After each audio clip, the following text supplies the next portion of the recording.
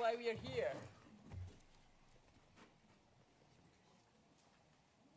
And okay, one more.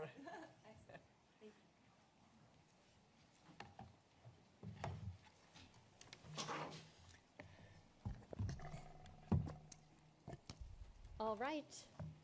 Good morning, everyone, and welcome to this IMF press briefing. I'm Julie Kozak, Director of the Communication Department.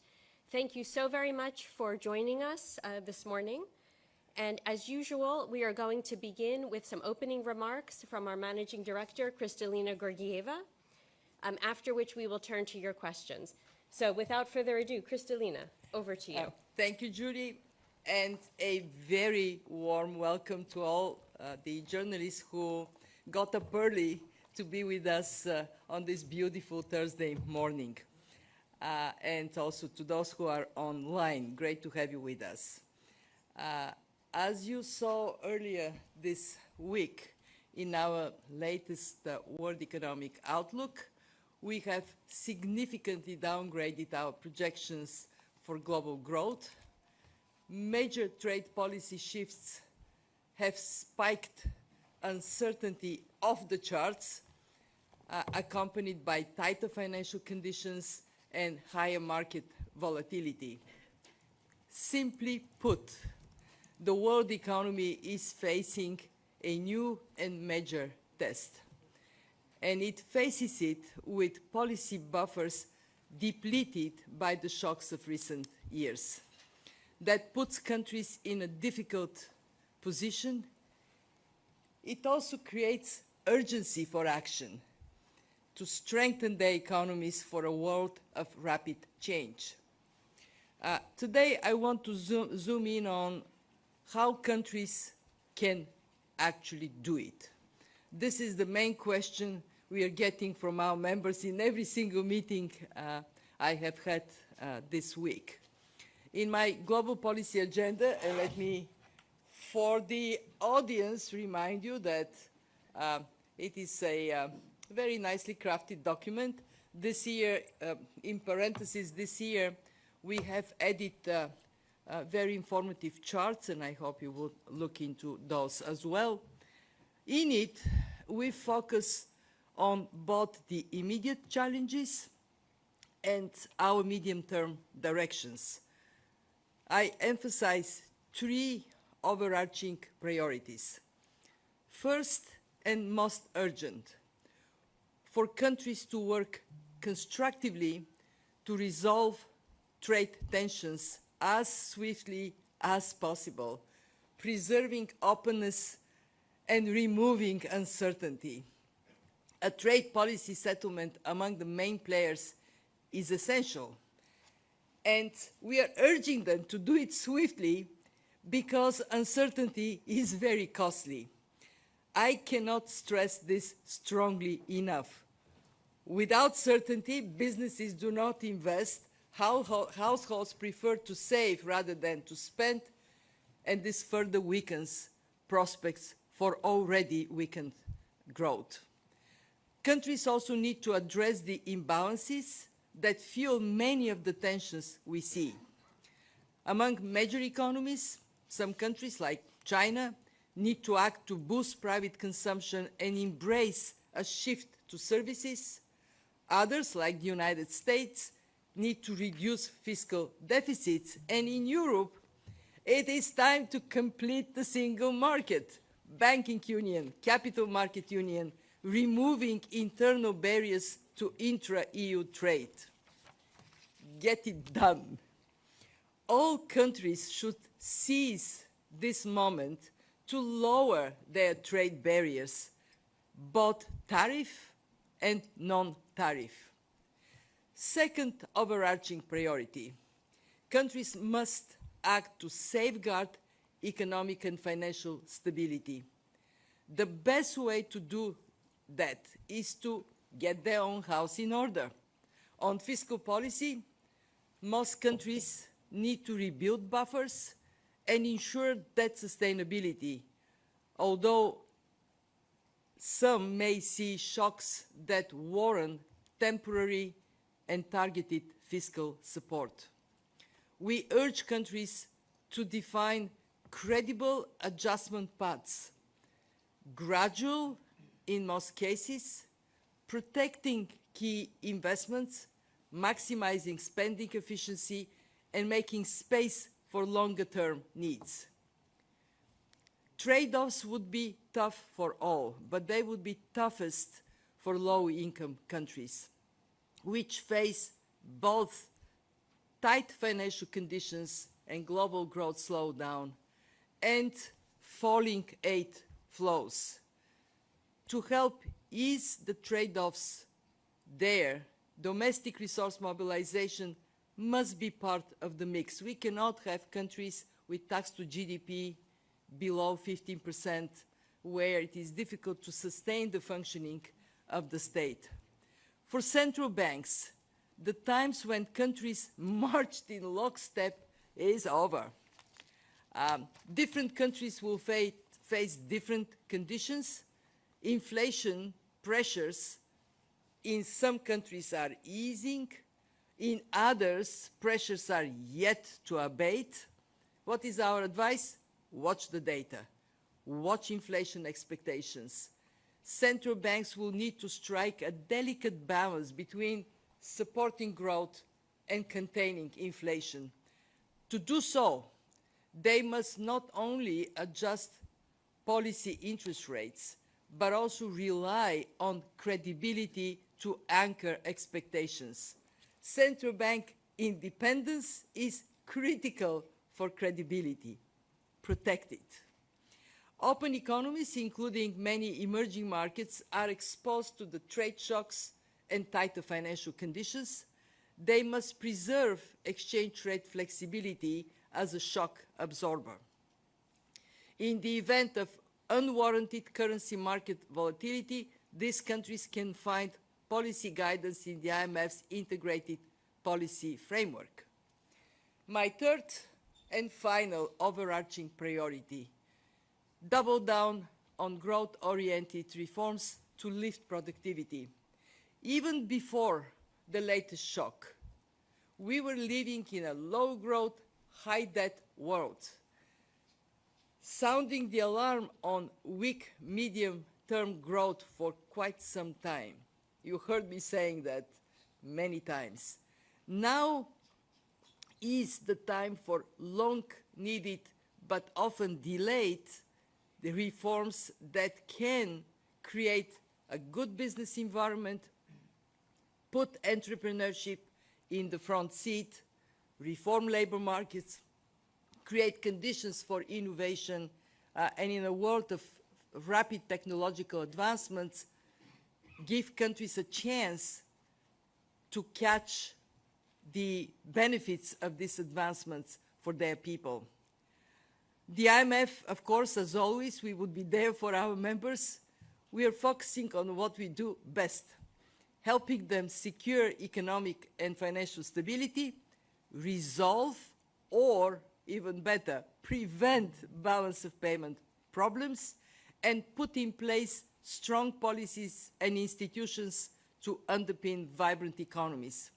We will help countries with surveillance, with diagnostics, with policy advice, and when necessary by providing financial support. As part of crisis resolution, we must ensure that the global financial safety net is strong. We will look for ways to further strengthen our collaboration with regional financing arrangements and with swap-providing major central banks.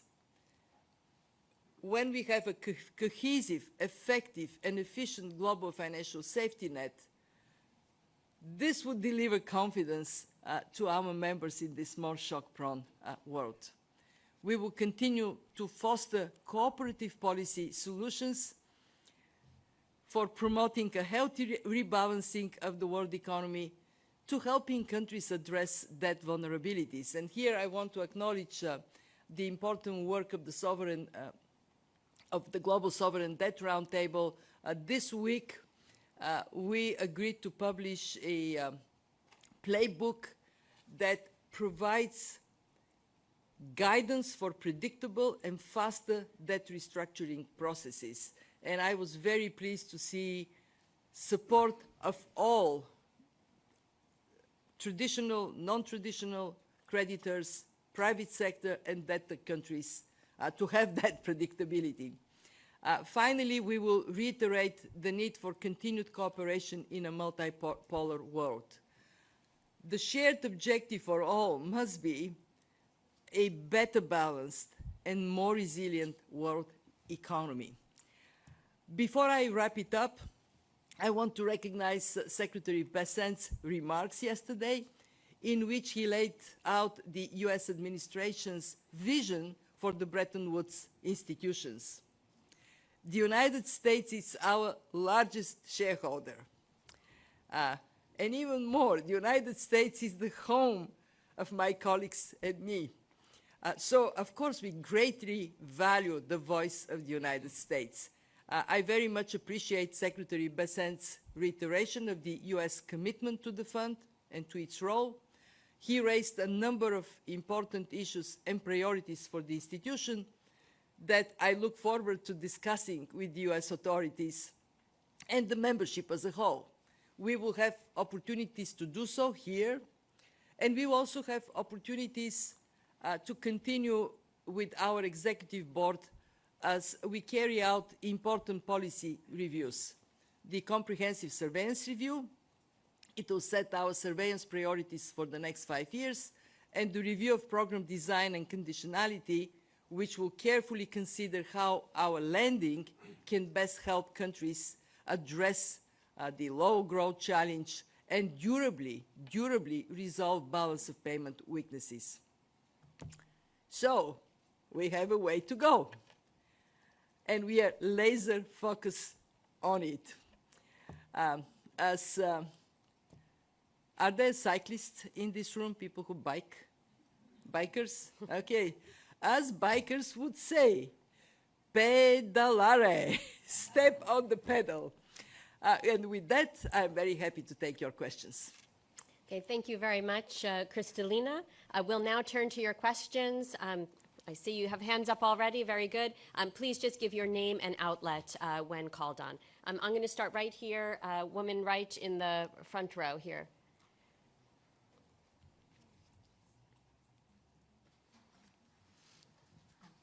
Claire Jones, Financial Times. Thanks very much for the opportunity to ask you, to put a question to you. You mentioned Secretary Besant's remarks yesterday. He accused the IMF and the World Bank of mission creep, and specifically the IMF on mission creep in areas such as climate change, gender policies, and also social issues. Do you think there's a role in the future for the IMF in areas such as climate, gender, and social issues? Thanks a lot. Thank you for your question. So, what do we do here? We concentrate on macroeconomic and financial stability for growth and employment. We have 191 members.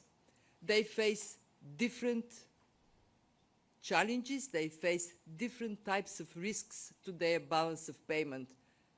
And what we do is to analyze what are these risks and what the fund, in our mandate, in what we do on the fiscal side, on the monetary policy side, on the financial sector side, what can we do to help them be more resilient to shocks?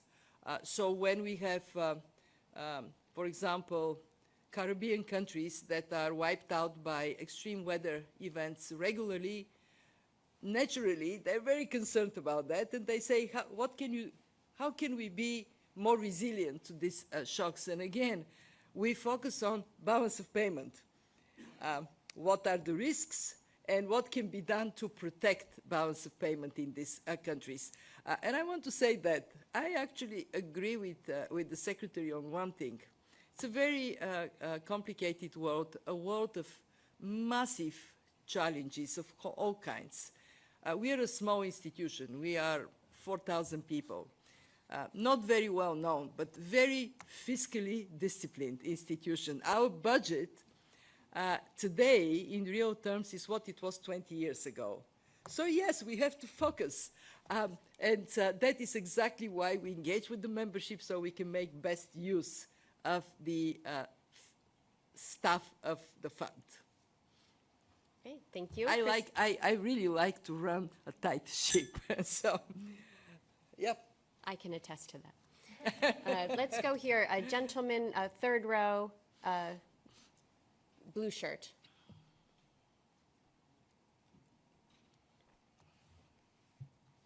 Hi, thanks, Managing Director. David Lauder with Reuters here in Washington. Just to follow up on Claire's question, does Secretary Besant's prescriptions here for the fund, will it cause you to sort of rethink some of the lending programs like the RSF and the RST? And then secondly, a lot of the economists in the private sector have a sort of more pessimistic view, especially when you look at sort of the prospects for a U.S. recession. You're not predicting that. Some of the ministers here that we've been interviewing feel the fund as being too conservative. You know, can you just sort of explain the differences between yourselves and the private sector? Thanks. Thank you very much. We have actually in the paper that I just flagged to you, we have a slide that shows fund lending. And you need a magnifying glass to see the share of the resilience and sustainability trust in this lending. It's really small.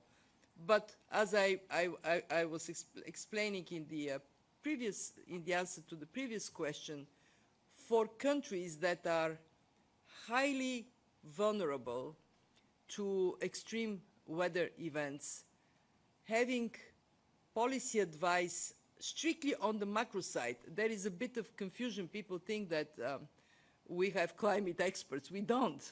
You know, that's not our job. Our job is to say, okay, if you are Dominica and a hurricane can wipe out the equivalent of 200% of your GDP, what are reasonable policy to put in place? Or to be more specific, because we have a program with Barbados, if you are Barbados and natural disasters are highly damaging to your economy, what are the policy measures you can put in place? In the case of Barbados, we came up with creating an additional buffer for them that would actually prevent a balance of payment shock from derailing the economic development of the country.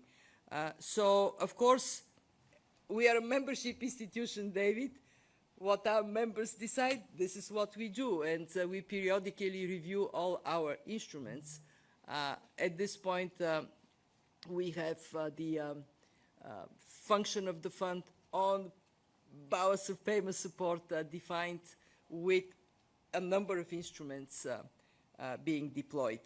To your second question, so I'm going to do this as illustration, David. My glass, when you look at it, it is more than 60% full.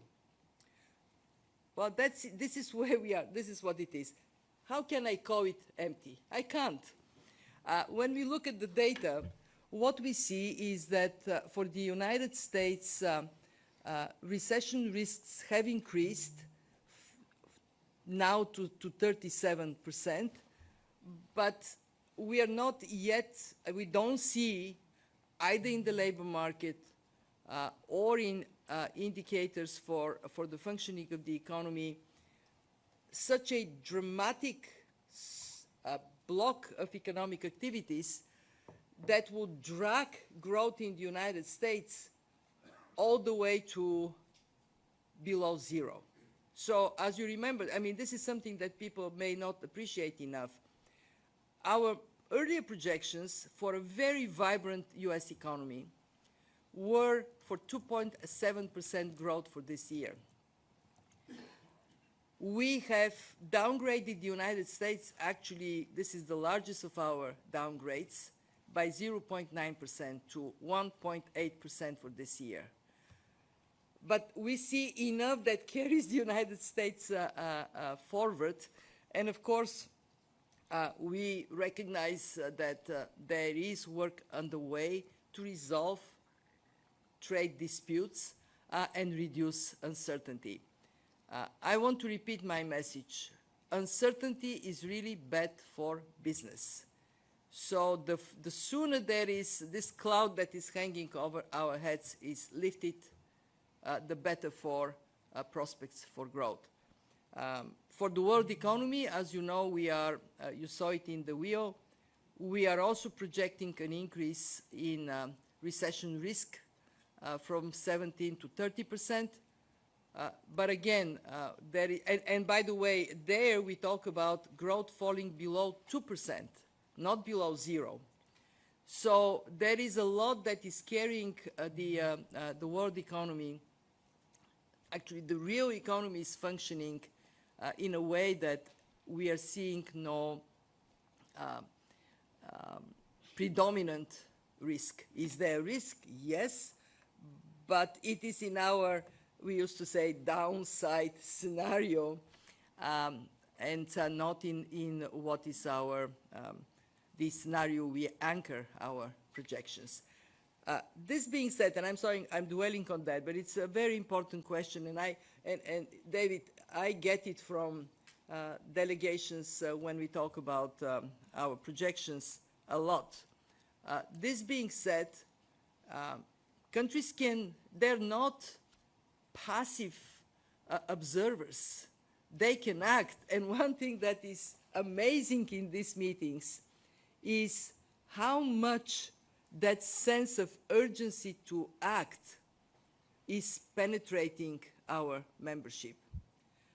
And I do hope that ministers would go back and say, okay, tough reform, I have postponed it, postpone no more. All right, very good. We're going to go to this side of the room. I'm going to go all the way to the end. There's a woman, third row, at the very end in the brown suit. Thank you so much for taking my question. I'm Xiaozhou from CCTV and CGTN. So my question is, many emerging markets, particularly in Asia, are feeling the pinch of escalating trade tension and global uncertainties. So from the IMF's perspective, how have China and ASEAN countries have been affected so far? And is there any policy recommendations in the near term that are available from the IMF to navigate these countries through this? Thank you. Thank you. Thank you for your question. Indeed, Asia is a continent that is quite significantly impacted because economies that rely a lot on export, when tariffs are announced, feel the pinch more. When we look at China, we have downgraded growth projections for China from 4.6 to 4%. We would have downgraded it much more. We actually would have had not 0.6 but 1.3% downgrade if it wasn't for the policy accommodation that China is already putting in place. It helps. And that is the first piece of advice. If you have policy space, now is a good time to use it.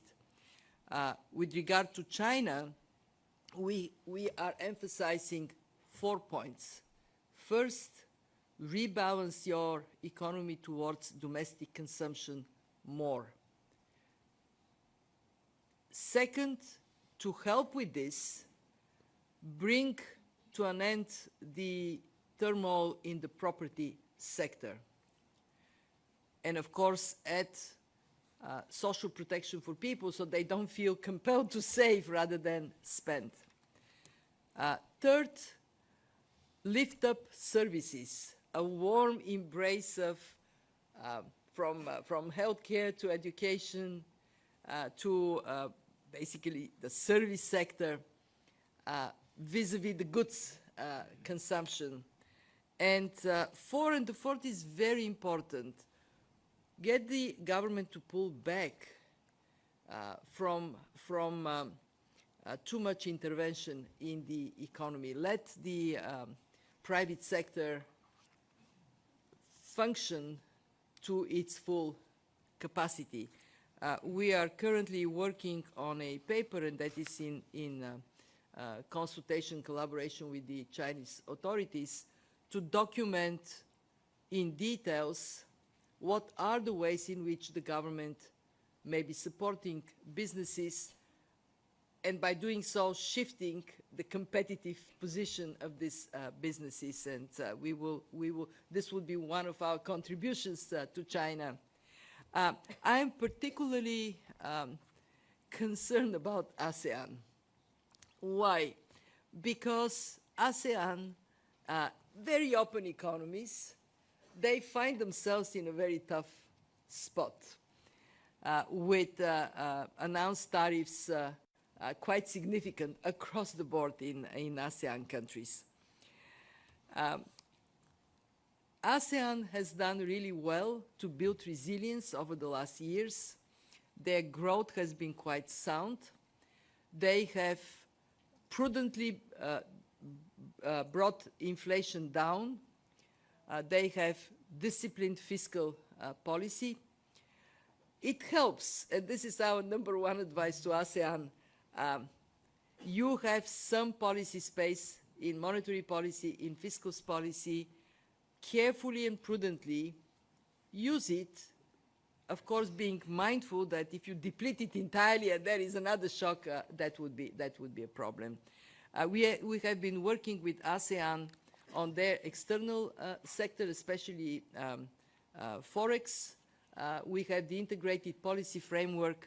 It allows good thinking around how to apply the exchange rate flexibility, how to look at this from the perspective of sudden exogenous shock. I'm very pleased to see that ASEAN is doing something that other regions are doing, strengthening economic cooperation, policy coordination, and intra-ASEAN trade. Currently, the ASEAN countries trade only 21% among themselves. Well, they sure can go up. And I think that we will see not only in ASEAN, we would see it in other places, Gulf Cooperation Council, Central Asia, the African continent with the Continental Free Trade Agreement, more being done to compensate. If global trade is going down, then regional trade can be a compensator and actually inject growth energy. I want to finish by saying that ASEAN has been remarkably prudent over the last years to build resilience, and that puts them in a good position to have the reputation to deploy their policy space if needed. Okay, I'm going to stay on this side of the room. I'll go to the gentleman in the second row with the red tie.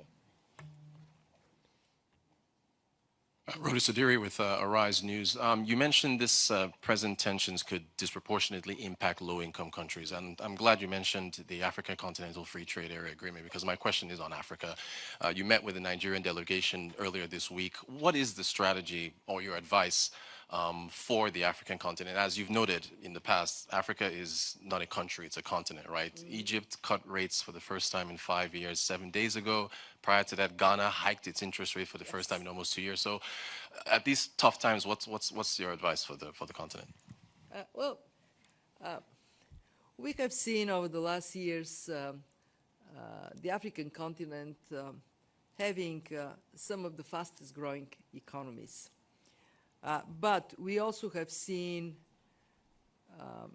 low-income countries primarily, and among them fragile, conflict-affected countries, falling further behind. And now this is a shock for the continent. The direct impact of tariffs on most of Africa, not on all of Africa, but on most of Africa, is relatively small. But the indirect impact is quite significant.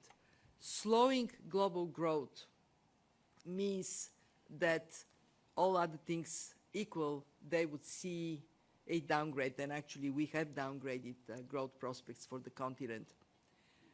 For the oil producers like Nigeria, falling oil prices create additional pressure on their budgets. On the other hand, for the oil importers, this is a breath of fresh air. In other words, as you indicated in your question, different countries face different challenges.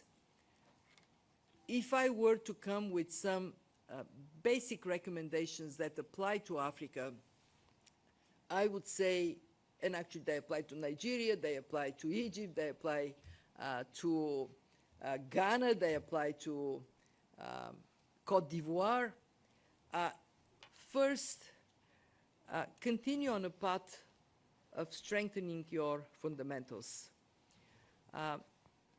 There is still a lot that can be done on the fiscal side to have strength, as I was talking about ASEAN, to have the buffers for a moment of shock. And don't use any excuses around, oh, it's difficult, we can't really go for more tax, because yes, you can. There is a lot that can be done to broaden the tax base, and a lot that can be done to reduce tax evasion and tax avoidance. Using technology, as some countries are doing, to chase the tax dollar when there is the foundation for that is a very good thing to do. Second, on the monetary policy side,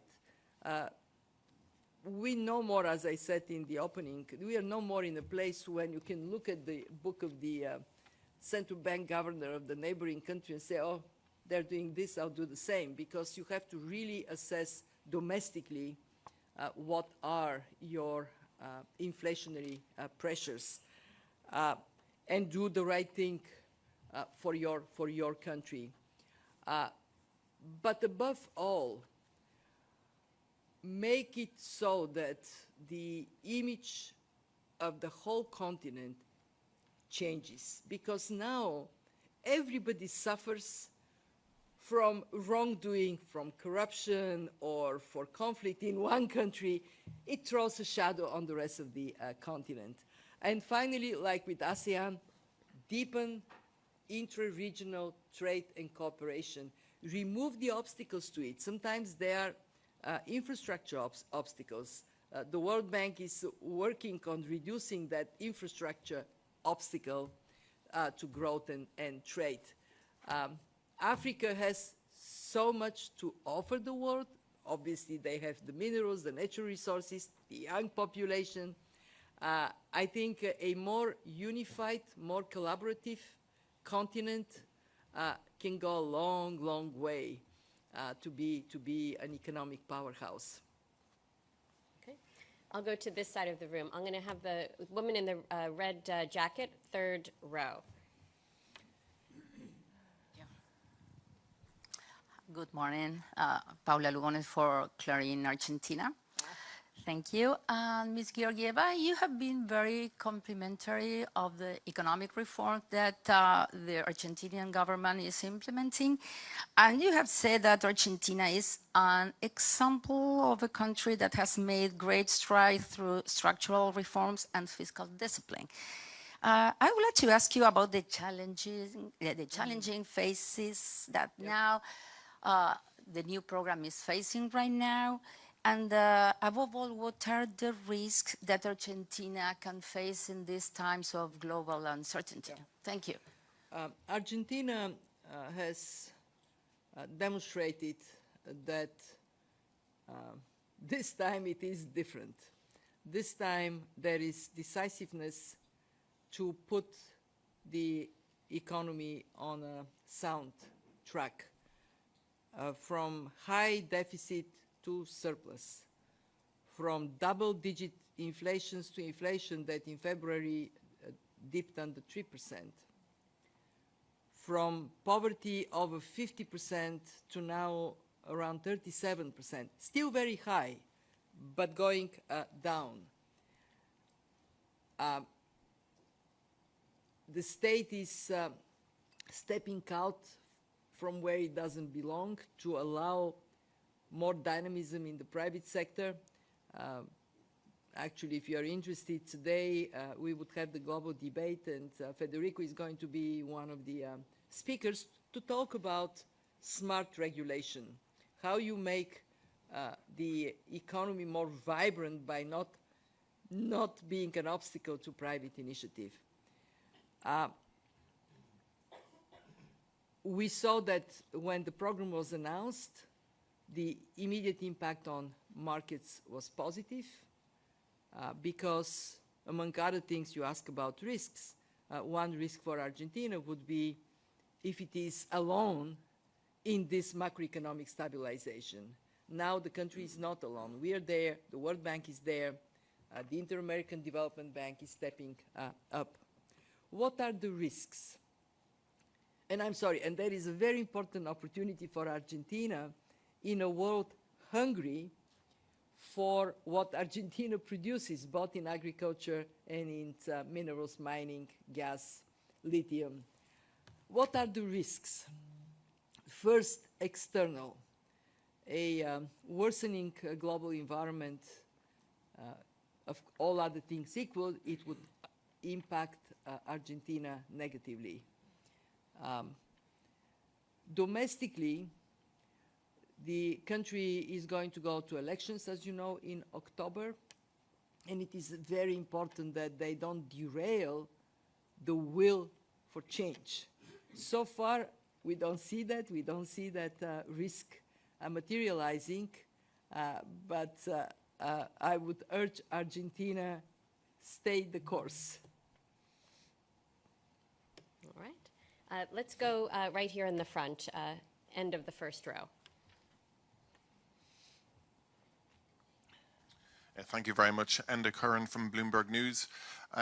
Managing Director, we had a lot of news this week. For example, mixed signals on tariffs on China, commentary on the position of the Fed chair, and of course now US support for the IMF. How would you sum up the mood of the meetings among your members this week, please? Thank you.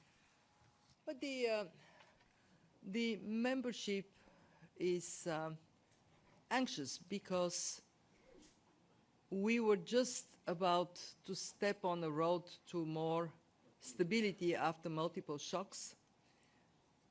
We were projecting 3.3% growth, and actually we were worried that this is not strong enough.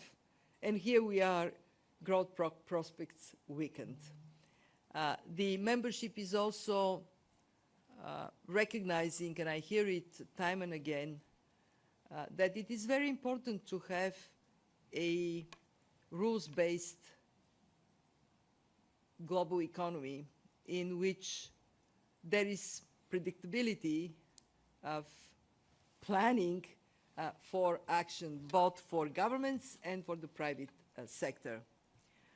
I actually hear a lot of support from the membership for the fund because we have actually, the same way Argentina earned the fund to support it, we have earned the support of the members by being there for them.